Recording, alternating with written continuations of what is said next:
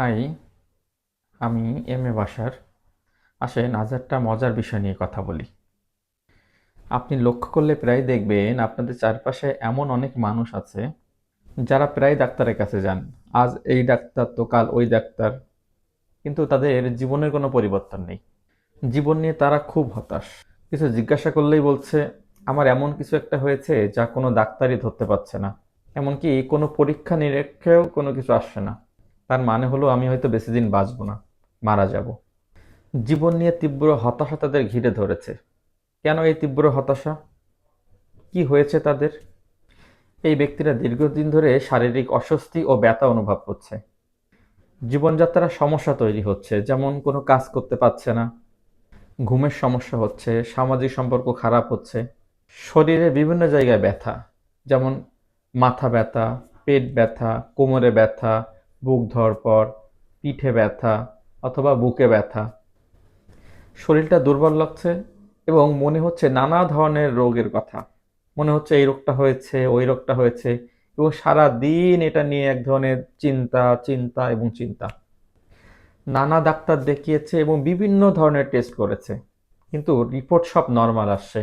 Doctor বলছে কোনো সমস্যা নেই, কিন্তু সে তো শারীরিকভাবে কষ্ট পাচ্ছে।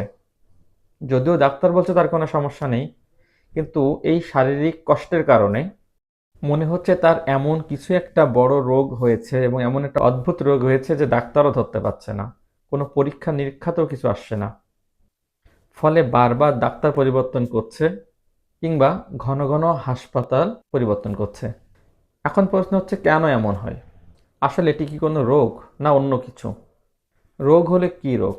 কেনই বা ডাক্তার কোনো কিছু ধরতে পারছে না কিংবা কোনো পরীক্ষা নিরীক্ষাতেও কিছু আসছে না?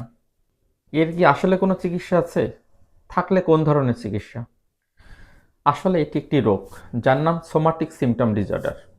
অর্থাৎ সোমাটিক সিমটম ডিসঅর্ডার হলো এমন একটি মানসিক অবস্থা যেখানে একজন ব্যক্তি শারীরিক সমস্যাগুলো, যেমন ব্যথা, দুর্বলতা, গ্যাস্ট্রিক, মাথা ঘোরানো, মাথা ব্যথা, বমি বমি ভাব ইত্যাদির কথা বলেন, কিন্তু এগুলোর পিছনে শারীরিক কোনো কারণ খুঁজে পাওয়া যায় না। অর্থাৎ বিভিন্ন ডাক্তারি পরীক্ষা নিরীক্ষা করেও কোনো ধরনের সমস্যা খুঁজে পাওয়া যায় না, কিন্তু রোগী বাস্তবে কষ্ট অনুভব করেন। সহজভাবে বললে সোমাটিক সিমটম ডিসঅর্ডার হলো বাস্তব, কিন্তু এর কোনো স্পষ্ট শারীরিক ব্যাখ্যা বা রোগ খুঁজে পাওয়া যায় না, এবং এই উপসর্গগুলো নিয়ে অতিরিক্ত দুশ্চিন্তা ও ভয় কাজ করে। এই রোগ কাদের বেশি হয় বা কাদের মধ্যে বেশি দেখা যায়? যাদের মাঝে দীর্ঘমেয়াদী স্ট্রেস বা মানসিক চাপ আছে, যাদের মাঝে অ্যাংজাইটি বা ডিপ্রেশন আছে, কেউ যদি অতীতে মানসিক ট্রমা বা স্ট্রেসে থাকেন কিংবা মানসিক আঘাত পেয়ে থাকেন, এবং যারা নিজের শরীর নিয়ে অত্যধিক সচেতন থাকেন। বুঝলাম এটি একটি রোগ, তবে এখন প্রশ্ন দাঁড়াচ্ছে যেহেতু এটি একটি রোগ, তাহলে এটি কেন কোনো পরীক্ষা নিরীক্ষাতে ধরা পড়বে না? এর কারণ হলো এটি মূলত মানসিক এবং স্নায়বিক কারণে হওয়া শারীরিক প্রতিক্রিয়া।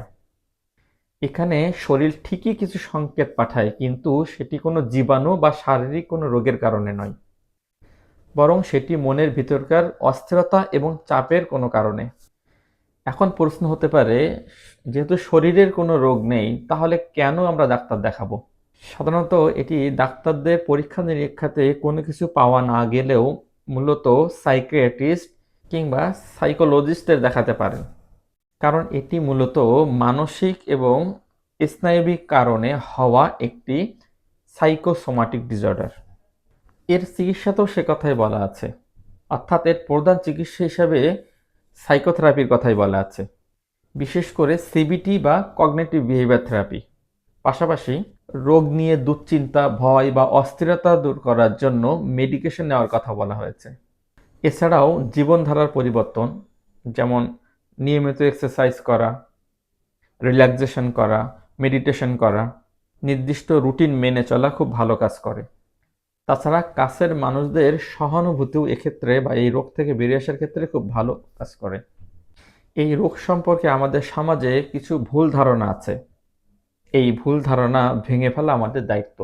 কি ভুল ধারণা রয়েছে এই রোগ সম্পর্কে? একটা ভুল ধারণা আছে মনে কষ্ট মানে সেটা ব্যক্তির বানানো। আর একটি ভুল ধারণা আছে এত পরীক্ষা নিরীক্ষা করছি, সব রিপোর্ট তো ভালো আসছে, তার অর্থ হচ্ছে সে নিজে অভিনয় করছে, সে ইচ্ছে করেই এই সিমটমের কথা বলছে, আসলে তার কোনো সমস্যা নেই। এক্ষেত্রে যেটি মনে রাখা আমাদের জন্য গুরুত্বপূর্ণ সেটি হলো এই রোগ আসলে মিথ্যে নয়।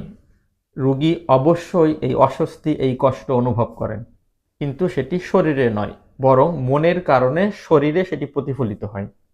তাই রোগীকে তোমার কিচ্ছু হয় নাই এটা বলার পরিবর্তে মানসিকভাবে তাকে সমর্থন দেওয়া খুবই গুরুত্বপূর্ণ। যেহেতু রোগটি মনের, তাই পরীক্ষা নিরীক্ষা করে রিপোর্টে কোনো কিছুই পাওয়া যায় না, তার অর্থ এই নয় যে ব্যক্তি নিজে কোনো কষ্ট পাচ্ছে না, ব্যক্তির কোনো সমস্যা হচ্ছে না বা ব্যক্তির কোনো সমস্যা নেই। এক্ষেত্রে ব্যক্তি অবশ্যই শারীরিক রোগের মতো কষ্ট অনুভব করছে। তাই তাকে নেতিবাচক কথা না বলে আমরা যদি সহানুভূতির সাথে তাকে ডক্টর দেখাই, ডক্টর কাছে নেই, অর্থাৎ সাইকিয়াট্রিস্ট এবং সাইকোলজিস্টের কাছে নেই, তাহলে ব্যক্তি এই কষ্ট থেকে মুক্তি পেতে পারে। আজ এ পর্যন্তই। পরবর্তী দিন অন্য কোনো বিষয় নিয়ে আবার আপনাদের সামনে হাজির হব। সে পর্যন্ত ভালো থাকবেন, সুস্থ থাকবেন। আল্লাহ হাফেজ।